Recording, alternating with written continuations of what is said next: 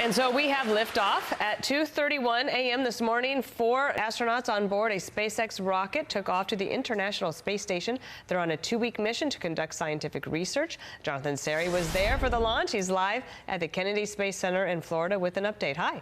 Hi there, Dana. The Axiom-4 astronauts are now safely in orbit on their way to the International Space Station. Here's Mission Commander Peggy Whitson speaking from space.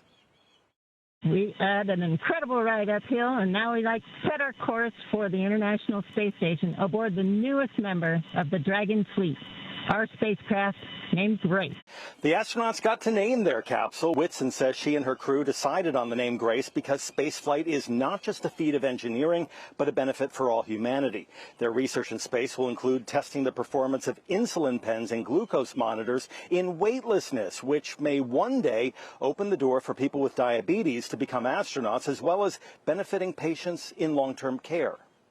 It might simulate extended bed rest. So we're actually also hoping to get some insight into how a continuous glucose monitor, how the readings might be affected slightly differently, and therefore potentially impact some patient care down here on Earth as well. Axiom Space is a Houston-based company that helps foreign governments with limited space infrastructure send their own astronauts to the space station using SpaceX rockets. This is the first flight of a SpaceX Dragon capsule since Elon Musk briefly threatened to decommission the spacecraft fleet during his social media spat with President Trump back on June 5th. But as you saw, Dana, this Dragon is flying. It's on its way to the ISS, scheduled to dock around 7 a.m. tomorrow morning for a 2-week mission in orbit.